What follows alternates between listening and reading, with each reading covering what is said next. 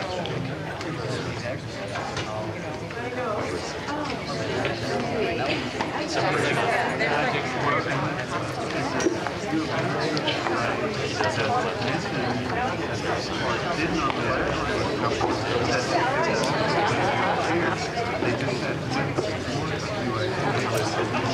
evening, everyone. We may have a few more people joining us, but why don't we get started? So thank you for being here. This is, you are the largest audience we've had so far for penny stamps. They've all been good, but yes. This is the second penny stamps of 2012. We had a couple last fall and hope to continue them all year long. So welcome. This series is presented in partnership with the University of Michigan School of Art and Design, and it's really because of them that we're able to bring some phenomenal creative thinkers to West Michigan. So we're really thankful to be partnering with them and glad that you're all here. I do want to invite you to come back to UIC as often as possible, and just because I was curious, I was adding up just the programming that we're doing in February and March alone, and there are more than 20 classes, exhibitions, lectures, presentations just in the next month and a half. So please consider membership if you're not a member currently and come back often. You've been watching some slides scrolling through. I did want to point out live coverage. Our big annual event is coming up in just a couple of weeks on February 18th. And if you don't know about live coverage, check our website. There are some postcards out in the lobby, but we'll be at the Steelcase Town Hall, and we'll have works by more than 120 artists, and we'll have at least 75 working live. So it's a pretty phenomenal event. The other thing to know about is that March 14 is our next Penny Stamps lecture. It's a Wednesday. Normally these lectures will be on Wednesday. And it's Ernesto Neto, Brazilian sculptor extraordinaire, and we're really excited. So excited, in fact, we are actually going to have a liquor license just for that night and do a little pre-reception before. No offense, Robert, we just didn't have time for this one, but anyway, so please join us. And now on to this evening's guest, Robert Hammond. In 1999, Robert learned that the city was planning to tear down an abandoned elevated railroad track in his neighborhood in the West Village. He attended a community board meeting to protest. During the meeting, he struck up a conversation with the man sitting next to him, Joshua David, and the two soon founded the Friends of the High Line, a nonprofit group with a vision to save the historic structure. They went on to raise more than $150 million and to hold an international design competition seeking ways to reuse the line. And I just heard that somebody here knows someone who came in second, which I thought was interesting. They received 700 entries from around the world. The High Line opened as a public park in June of 2009. Please join me in welcoming Robert Hammond.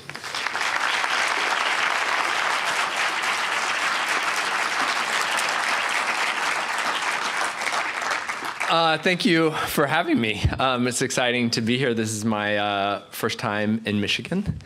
I've now seen Detroit, Ann Arbor, and Cranbrook is next. So it's exciting now. I think now I have to come back and have more than one day in each city. But so what I'm going to do is just go through a brief overview, a little history of the High Line, and then talk about how we sort of took this sort of crazy idea and made it into a reality. Show you some images of what the High Line actually looks like. How many people have been to the High Line? Wow. Y'all are a well-traveled city. And then I'll also just talk about what the future of the High Line is. So just to orient you, for those of you who haven't been, the High Line was an old elevated rail line that runs for 1.5 miles in the west side of Manhattan. It goes through the meatpacking right above the Greenwich Village, the meatpacking Chelsea, and ends at the New York's Convention Center. But originally, the trains ran down on the street, and it was called Death Avenue because so many people were run over by the trains. And last night, someone pointed out the Michigan Central train cars. I saw it. Thank you for pointing. It reminded me. Last night, when I put the slide, people got all excited. I thought they were really excited for the lecture, but I think it was just the Michigan Central. because they called it Death Avenue because so many people were run over by the trains and, the trucks and the cars. And so it was the New York Central that actually owned this line. And so they hired a guy on horseback to ride in front of the trains, and he became known as the West Side Cowboy. And I love this picture because it was taken in 1934. And you can see the High Line was still built. So the idea of this guy on horseback riding, waving people out of the way.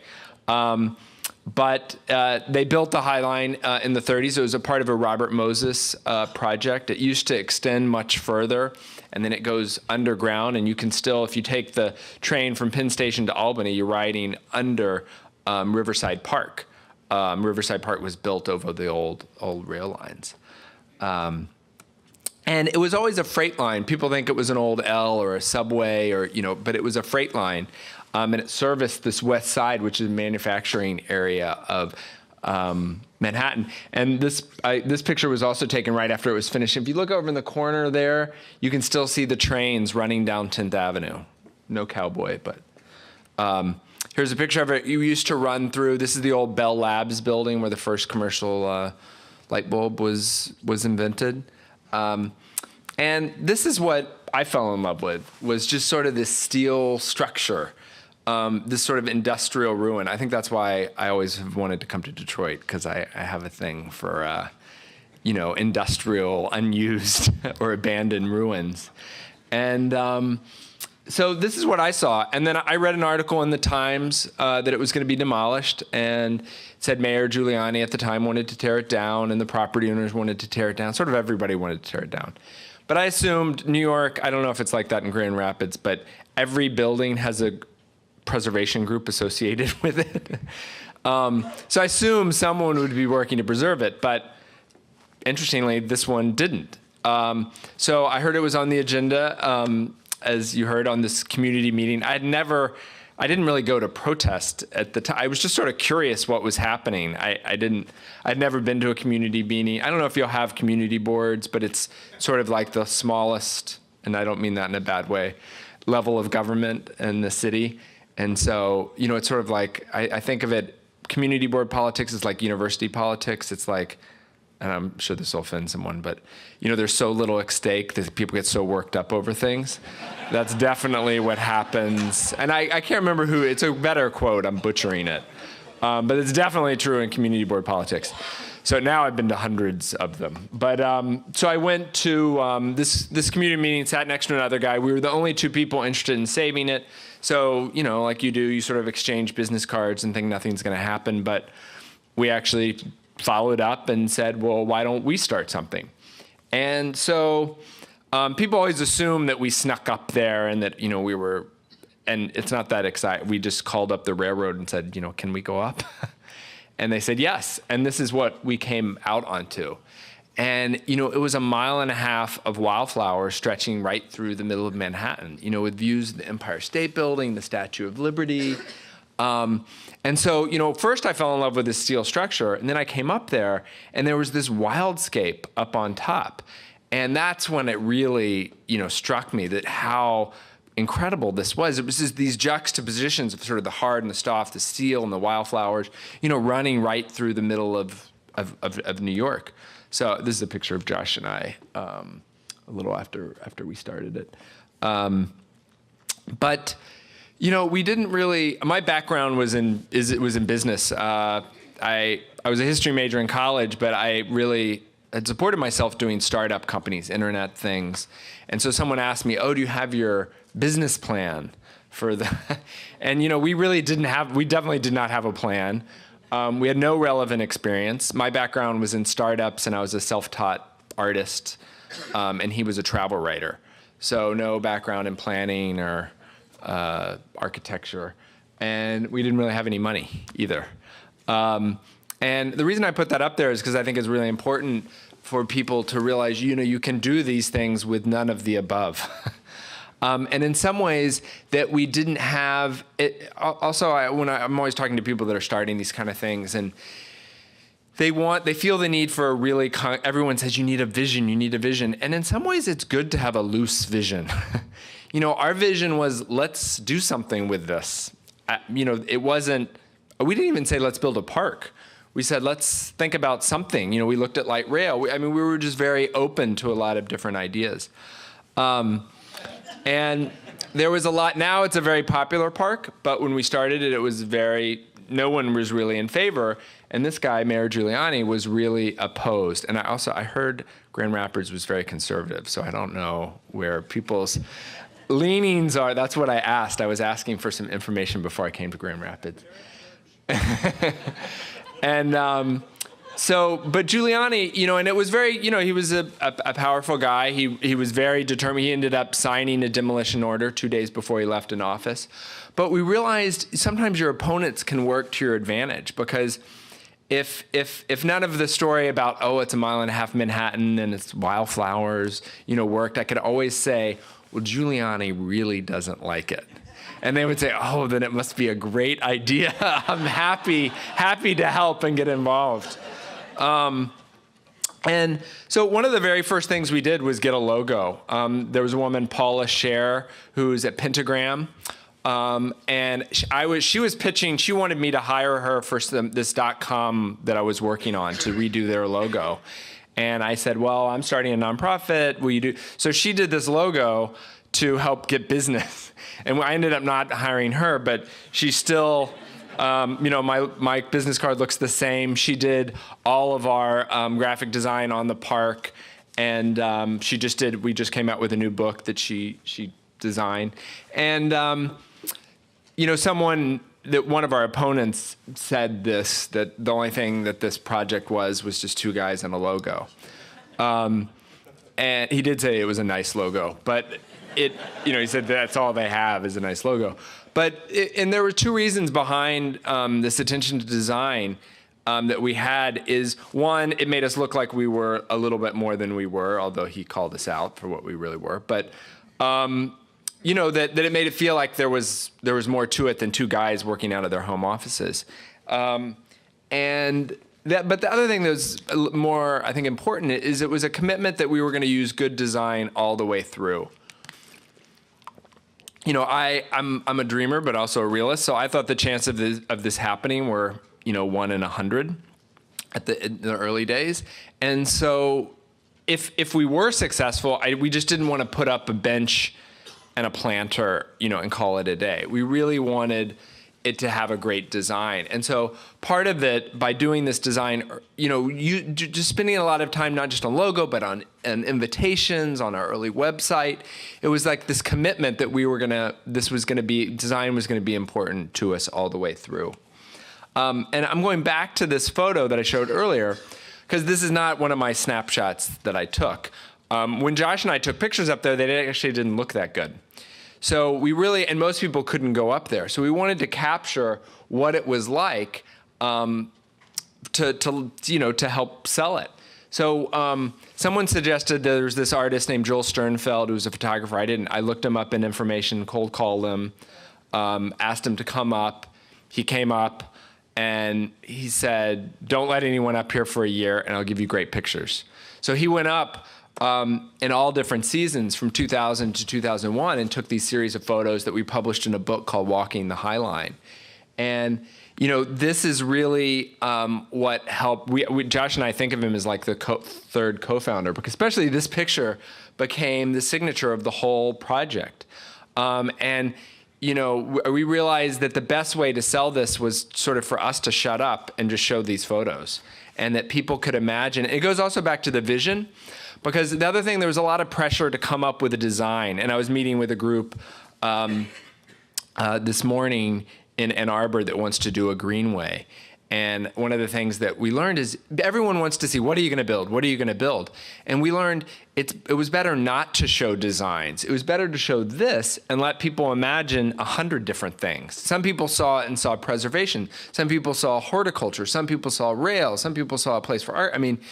And it enabled you to have a really big, create a big tent. And it ironically ended up leading to what we ended up building, and I'll talk a little bit about that later. A lot of the people in the community were not in favor of this, not just the developers, not just Giuliani. To me, it would be so romantic to have a train running through your neighborhood, but the reality was pretty grim. It was loud, it was smelly, it was dirty. So a lot of people, older people that remembered it, didn't want it. A lot of other people just thought, they saw Josh and I and they thought, well, these guys are it's never gonna happen. And so you might as well get it over with and just tear it down. So we did, and it was hard to sort of, people didn't know, because this was the disadvantage of not having a vision. We didn't know we couldn't say what was gonna go up there. So we used that Joel Sternfeld photo as a backdrop and took people's pictures, portraits, and asked what their dreams were, not for the High Line, but just their dreams in general. And we put them all on a website and we sort of wheat pasted them around the neighborhood. And it sort of helped build a community around the project. And I believe, I don't know what it's like here. Well, I suspect I know how fundraising works in the city, but in New York, it is mostly, I always thought all projects happen because rich women on the Upper East Side got behind them. And it sounds like here it's like two families.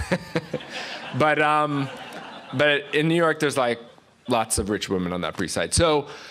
And they weren't really interested in this project in the beginning. Now a lot of them are, but in the beginning. And so we really had to rely on our own community, and Josh and I are gay. And so, when we started out the project, it was a lot of gay supporters. One of my friends from college came to one of our early events and he says, God, there's a lot of men here.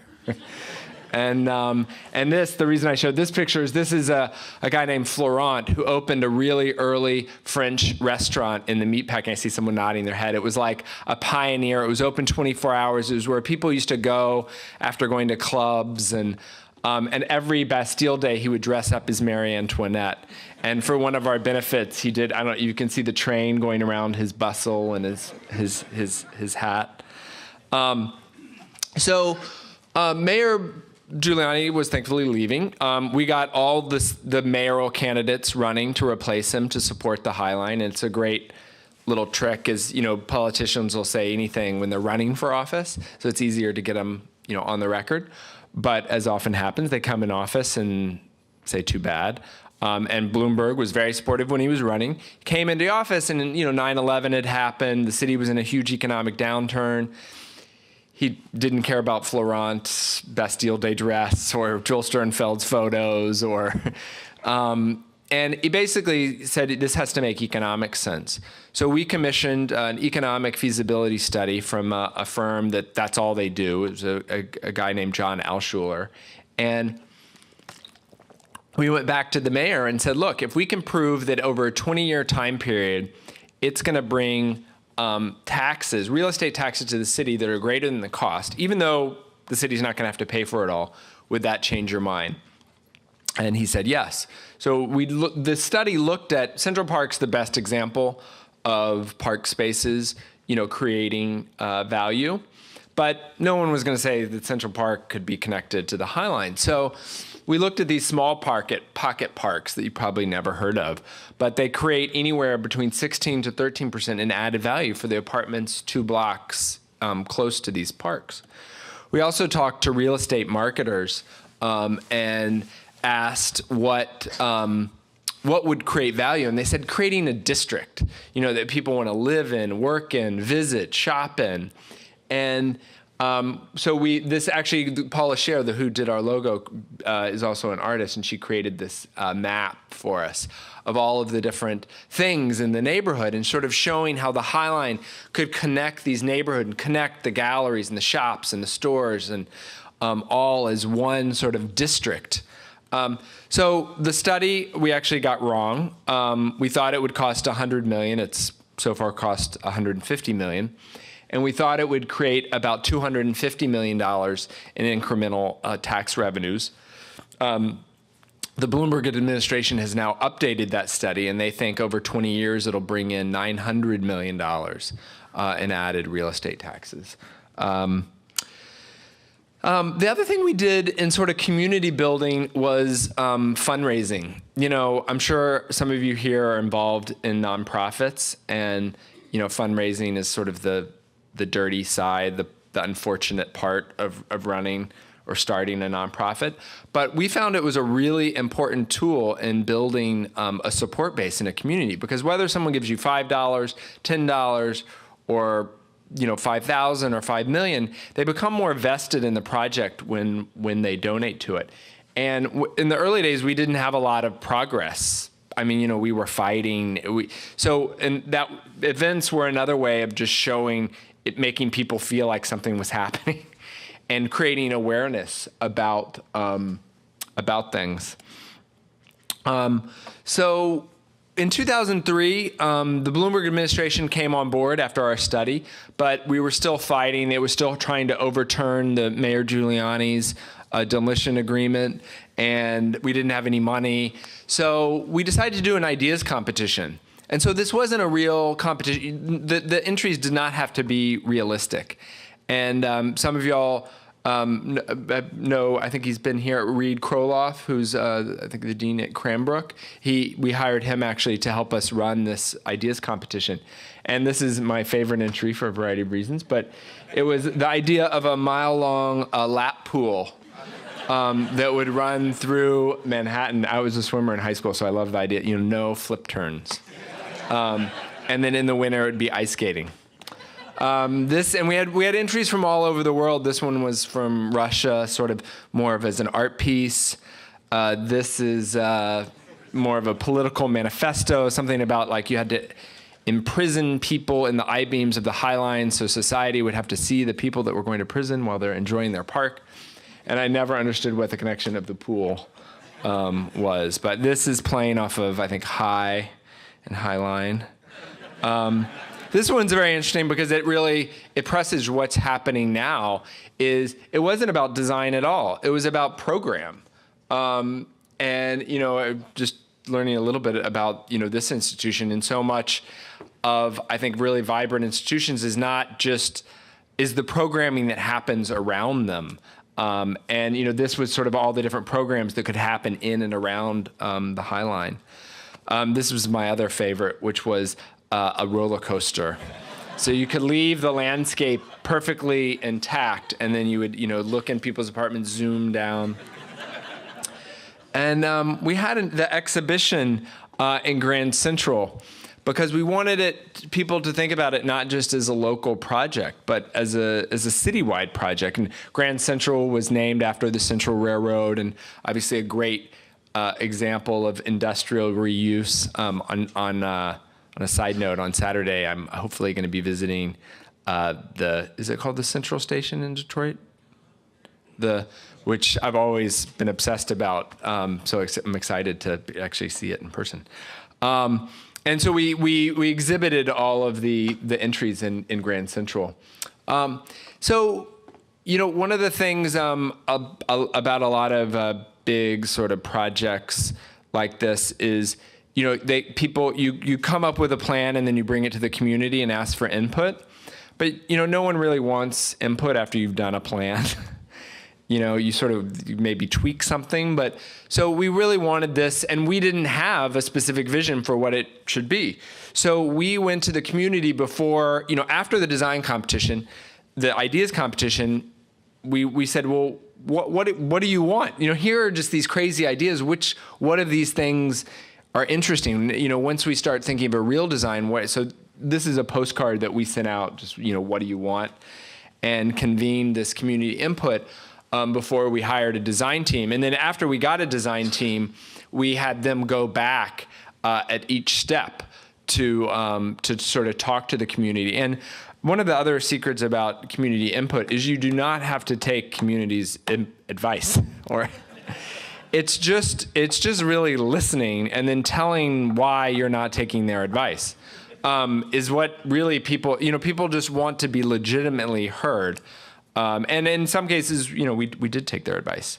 So I talked about suing, we had to sue Mayor Giuliani. I didn't talk about that. But this project is also really about partnering with the government. We're a private group, but we partnered with the government. And this is a lot of the elected officials who've gotten on board. There's Hillary Clinton when she was senator, Mayor Bloomberg. And I love this picture because none of them are looking at each other, which is...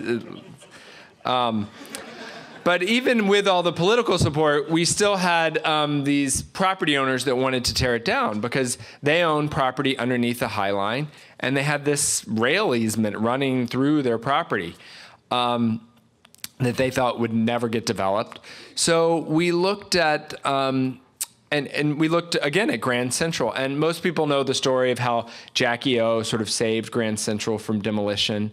But what people don't know is the legal mechanism was a transfer of development rights. So they allowed the railroad that owned it at the time to transfer their development rights elsewhere in the neighborhood. That's why there are those tall buildings right around Grand Central. And the idea was then it could monetize that asset. They used it for the second time in Times Square in the 90s to save all the theaters that were threatened. They were worth more for their air rights than the actual theaters. And so we worked with Amanda Burden, who was our city planning commissioner, to create this plan where you would transfer development rights away from the High Line anywhere into the neighborhood. Normally, you can only transfer to an adjacent property.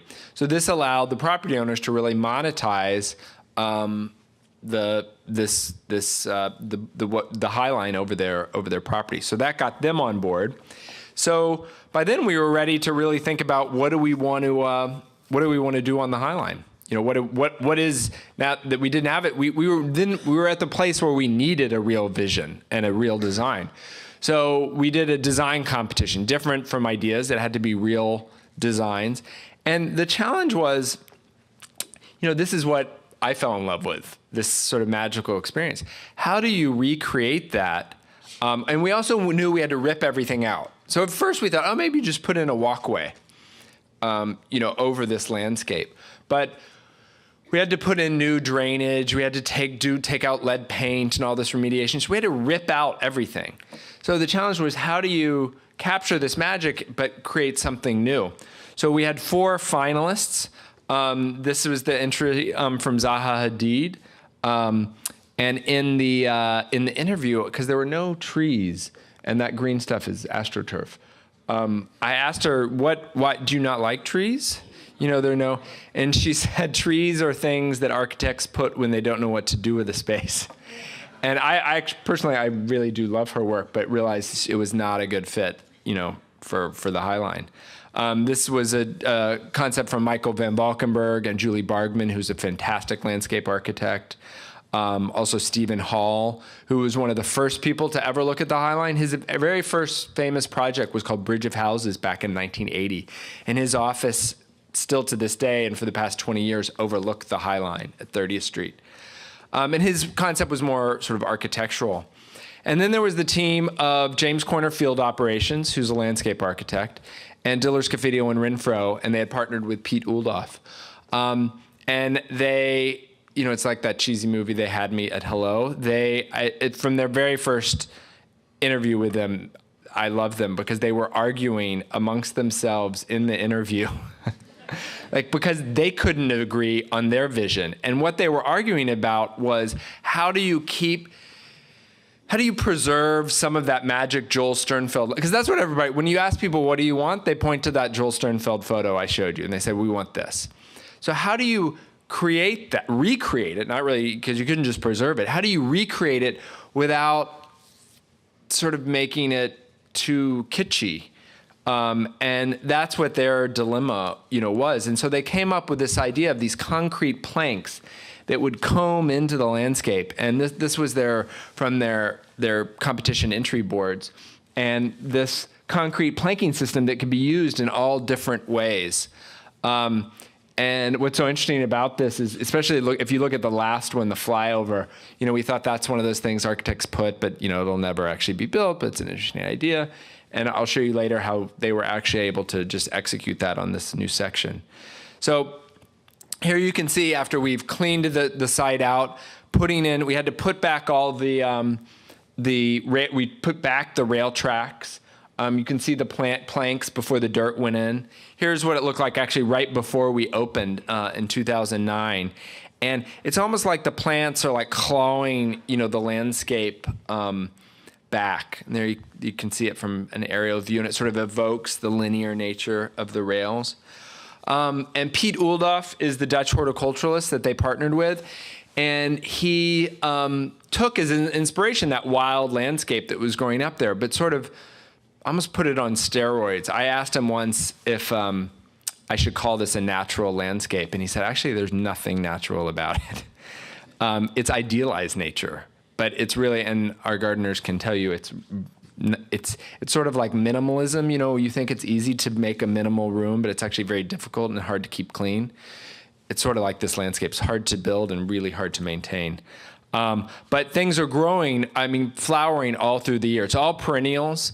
About half of them are native species. I think it's a total of 300 different species growing up there.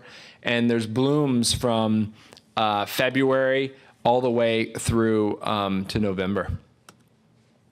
And one of the best times is actually in the winter. Pete picks a lot of his plants for what they look like after they're dead. So it's not just about picking the bloom, but it's about picking plants for sort of that architectural feeling that they have, after they're dead. And we never cut anything back until the spring, right before it starts growing up. So it's all you see. My favorite time is actually in the fall when you have the mix of the browns, the yellows, the greens. You're still getting some blues in the grasses, and it's beautiful in the snow. The lighting was something that was really important to us. They had on their team a guy named Hervé Descote from l'Observatoire. And his idea is normally when you go into parks, it's sort of like this, this unflattering light in your face. And it's hard, like it is right now, to see out. You can just sort of see the path. So his idea was to have indirect lighting. So to have lighting put in the side of the railing, LED light strips. So it would light you in the path, but it wouldn't be in your eye. So, you can see the city around you because your eyes are adjusted to the dark, and you see the planting, which normally in a park at night you can't see. It's my favorite time up there. And in the summer, we're open till 11. In the midwinter, like right now, we close at 7. But in the summer, it's wonderful up there at night. I like showing this picture because it was one of the design renderings. And usually it never looks like the renderings. And it's exciting because it actually, I think, sort of does look like the renderings. And these trees have really grown in. This is actually right before we opened. So these trees now have actually really filled in. And the entry points cut through. The structure was so overbuilt, we could remove some of the steel beams and actually walk you up through. You can just touch the rivets. There's another picture of it. And there you can see, so you pop up in the middle of the structure. This is an area called the sun deck where you have great sunset views. And one of the great things about the Highland is not just looking at the plants, but looking at the people. It's just the people watching. I hear from a lot of people, it's one of the reasons they love coming up. We created a water feature, which was something that was in one of their original concepts. And it's just this skim of water. You can see it coming on the far side. It just skims over and then runs into a trough. And it took, as someone told me, water features never work. And it took us actually 2 years to get this thing working. And a friend of mine called me up and he said, he was really worried. He thought we had like a leak and this was an accident, that it was just sort of like water running around on the Highline. And to me, it was like the biggest compliment because, that's the kind of feeling that I think we were really going for, is this almost kind of accidental landscape. And here's where it runs through buildings. This was it's now Chelsea Market. Which was the old Nabisco factory. It's where the Oreo cookie was invented. There's some path going through the planting. This is called the 10th Avenue Square, where the designers, so the slide nearest to me is what it looked like when you took out the concrete. And the structure of the Highland was basically a steel structure with a concrete bathtub, ballast, and rails. And then the plants, there was no dirt originally, it just sort of grown up there.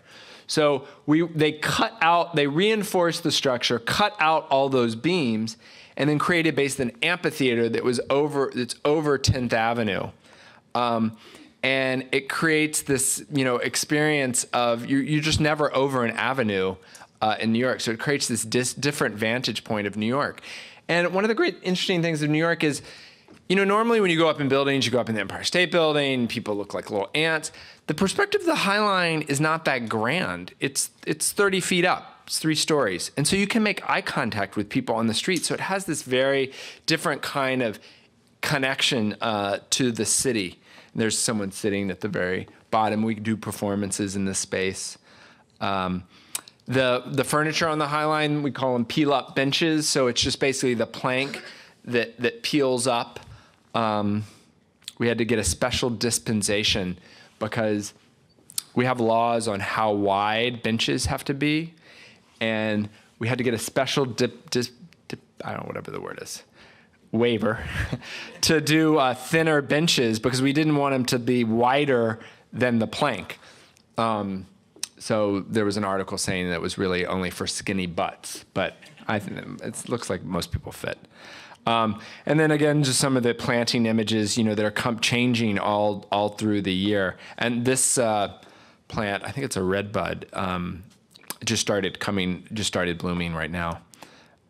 And these images are in section 2. We opened the first part in 2009, and we opened this section from 20th to 30th Street this June. And it's the same kind of plants, but it's sort of different, almost, the designers call them like rooms. The plants in this space is great. And it's since grown in, so you almost go through this green tunnel. And you can see the rail tracks on the concrete paths. And if you see, I don't know if you can see in the slide, but that yellow sort of mark, those are numbers and letters, and they're GPS coordinates. And when we had all the rails tagged. And when we took them out, we put them back in exactly where they are. So when you're in the landscape, most people don't know, but you'll see those yellow numbers. Those are the coordinates. One of the things the community said they didn't like about the first section is there's no place to sit in the grass. That it was, you weren't meant to sit. There were no lawns. So we created a lawn in section 2 that sort of peels up. And it's now, the Parks Department has said it's the busiest lawn per square foot of anywhere in Manhattan. And in some ways it's being loved to death. We have to close it 2 or 3 days a week just to let it breathe. So I was talking about the flyover, that idea of a elevated walkway on the elevated walkway. And so they figured out how to do this in section 2 by taking you up on this graded walkway. And it takes you about 8 feet above the surface of the High Line. And they planted all these trees that are going to grow about 3 times that high. So right now you're walking through a canopy of trees. Soon, it'll be over and above you. There you can sort of get an aerial photo of it. There you can see some of it from the side. And the High Line used to be covered in billboards over the streets. And so the designers thought, let's create sort of something like a billboard, but instead of framing advertising, it frames views of the city when you're on the High Line. And then when you're off the High Line, it's framing, people. This is what we call the Wildflower Walk, which is in Upper Chelsea. Some other images. And this is a feature called the cutout, where we removed the concrete and exposed the steel beam so you could actually see how the structure was built.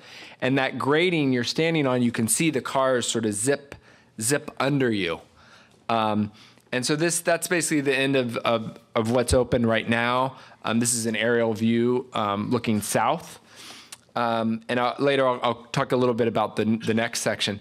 But one of the reasons it's been such a good economic generator is people want to live next to it, work next to it. And this is a map of 41 new developments that are either completed or in progress.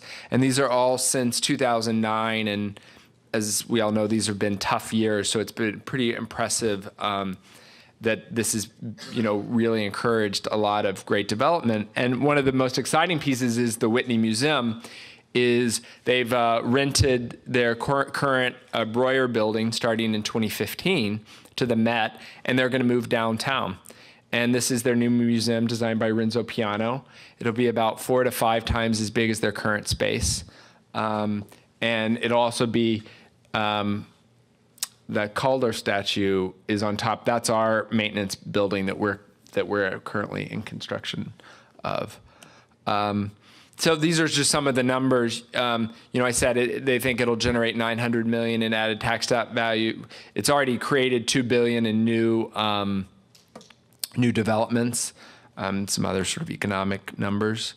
The other good thing is it's encouraged good design, or I think developers have been more interested in hiring good architects. And there's a point where you can stand right here at where is this? 18th Street, and see building by Frank Gehry, Jean Nouvel, Shigeru Ban, Neil Denari, Annabelle Seldorf. And so it goes through 4 historic districts, but then you can also see great new architecture, sort of this blend of old and new. So we're as I said, we're a private group, and we manage and operate the High Line for the Parks Department. So we pay 100% of the costs. We get no city funding to operate the High Line. And that's a model that was first pioneered by Central Park. The Central Park Conservancy is 80% privately funded.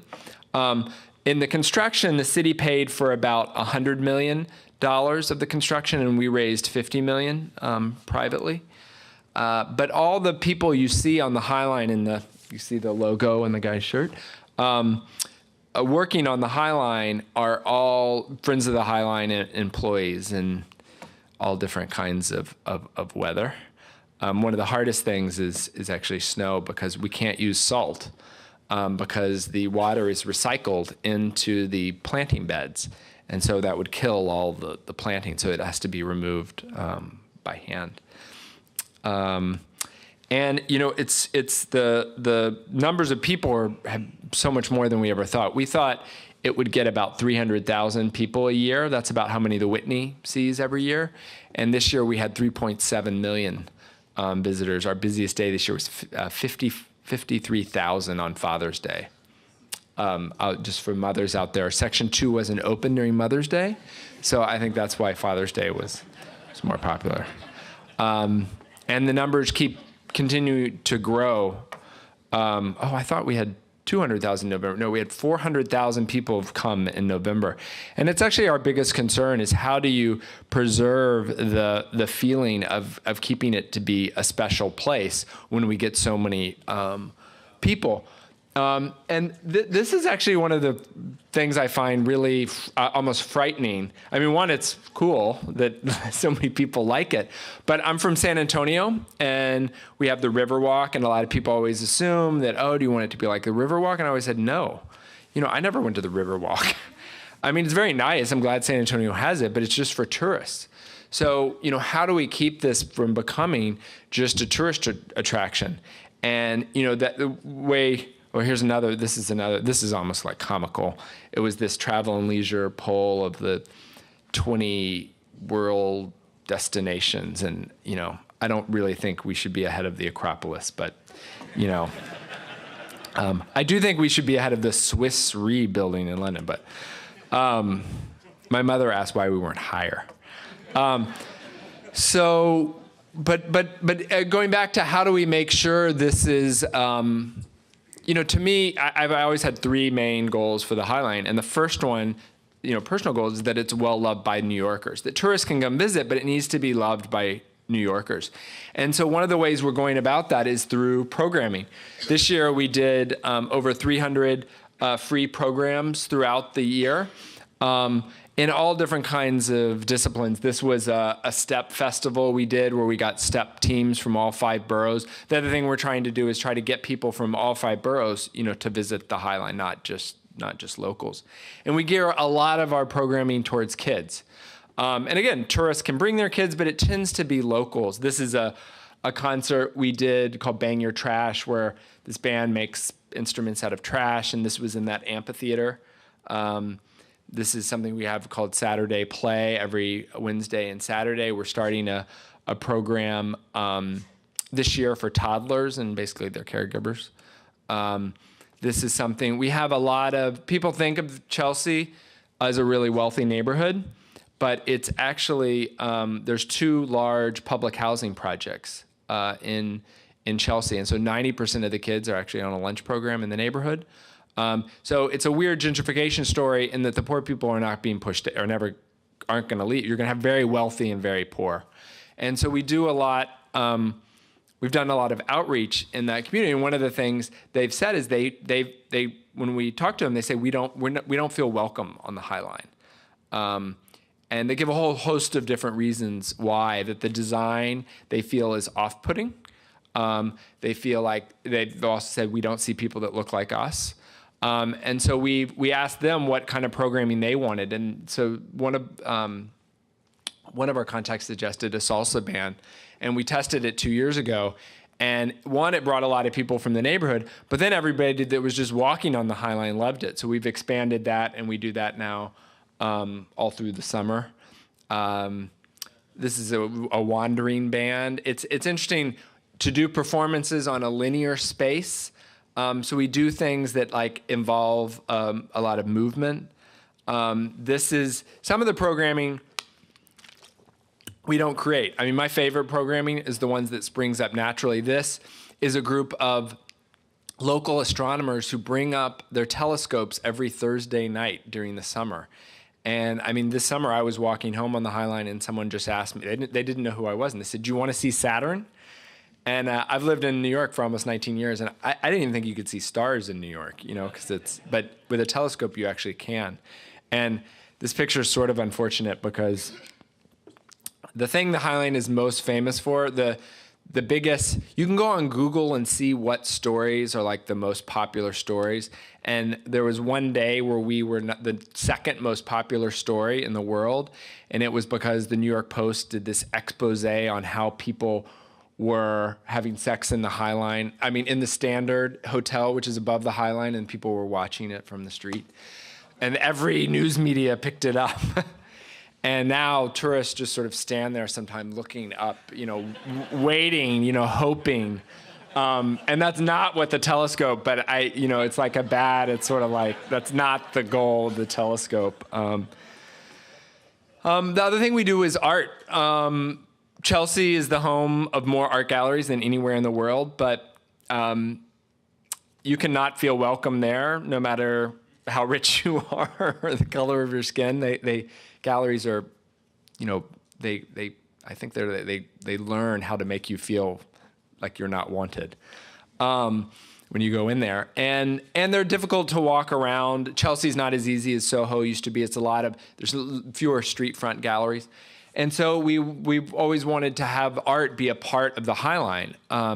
And this is a project, and at first we collaborated with Creative Time and Pasternak. I know she was one of the other Penny Stamps lecturers. We partnered with her to do this piece by Spencer Finch. It's called A River That Flows Both Ways. And it's, this used to be a wall of mullioned windows, that were broken out, like you see a lot in Detroit. And he took 720 pictures of the Hudson River, one every minute for 720 minutes, and then created a piece of glass that looked like the color of the photograph. And then it was so popular, we decided, and I was very fortunate, I got a donor that I was asking for money for, and he said, "I only want to give to art." And I said, "Well, I don't really need money. I need money to pay my gardeners, not art." And he said, "Well, I'll only give you money for art." And I said, "Well, it takes a lot of time to do art. So if you give me the money and hire a curator, we'll do it." And he did, and it's been one of the most popular things when we do user surveys. The art program is the thing most people check off that they liked and that they wanted more of. So now on the park at any one time, you can see about 5 to 6 different pieces and different art performances. This is a piece by Sarah Z. That's sort of a sculptural bird feeder. Someone asked me if it was a commentary on Starkitect condos, and then you're going to take it away from the birds. But I asked the artist, and she said no. We also try to do art off the High Line too, and on adjacent buildings. This is a developer, Edison Parking, is giving us this billboard to do. This is a Robert Adam? No, it's not Ansel Adams. It's Joel Sternfeld's favorite photographer. He's still alive. I think it might be Robert Adams, but it was called The Path. And the idea it was great because you could see the highway, the photo, and then the path of the High Line. This is a Darren Allman photo that was the fall and my favorite. And we have a new curator, Cecilia Alemani, who just started this fall, and this was her first piece by John Baldessari, and it was a reproduction of a $100,000 bill that was created by the Treasury, and there was 1,000 of them printed, and they were used between banks in the 40s to transfer money. And we blew this up just in time for Christmas last year. And what was so exciting, I loved it because it generated all these arguments in our office. No one wanted us to do this because the people that do community outreach felt like it was making fun of poor people. Our fundraisers felt like it was making fun of rich people. And I told Cecilia, who picked it, I said that, this is the perfect piece, when you get both sides arguing.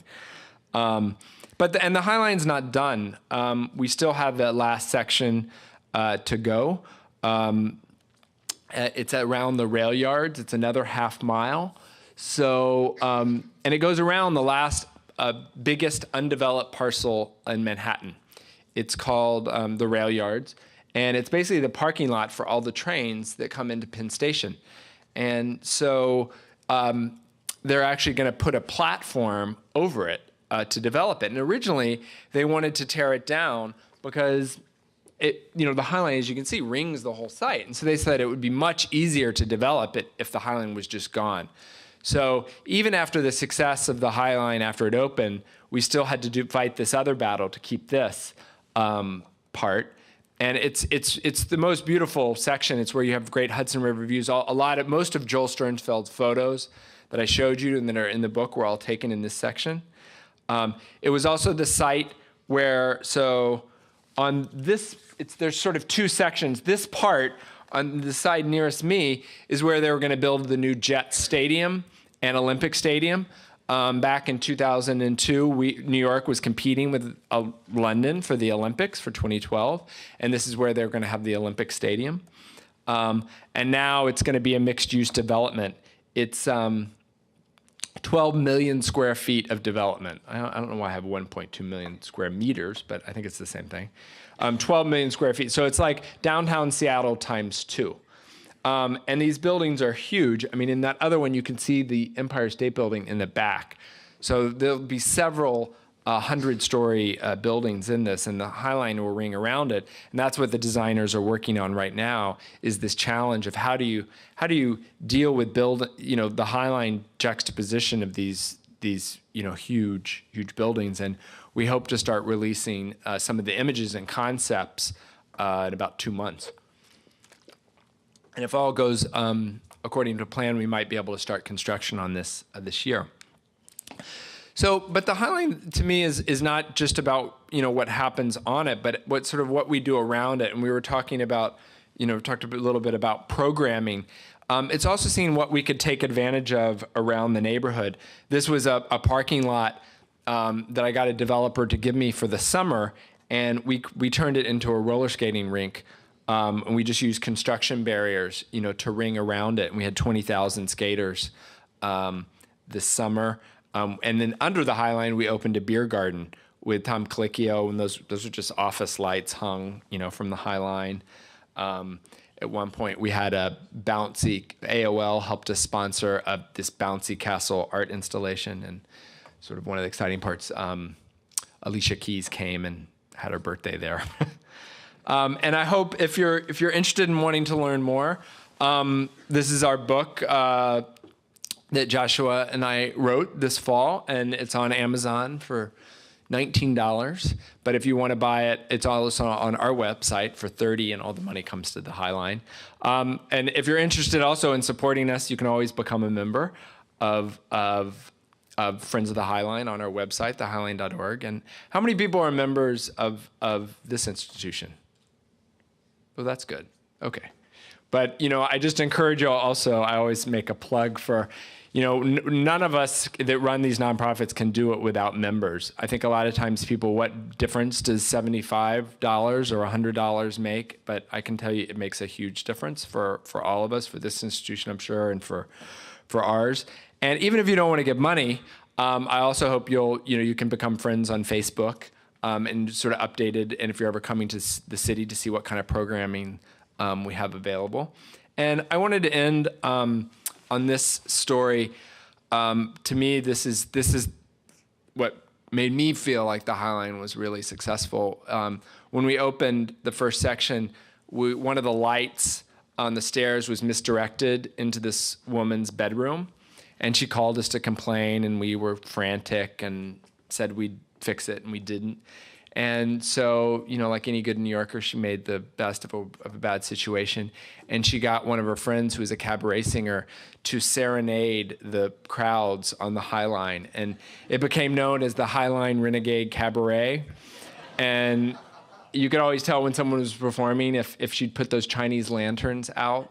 And then she got she had a burlesque performer and all kinds of different things. And sadly, she has a rent-controlled apartment, and the landlord wanted to kick her out, so they sent the fire department on her, so it no longer happens. But to me, that's these kind of things that start off as a mistake that become something so special. I mean, the Highline was basically a mistake. It was an elevated rail line that was really only used for a very short time because of the rise of interstate trucking. And then just how people, how just different things can change on what seems like was a sort of a screw up. And thanks.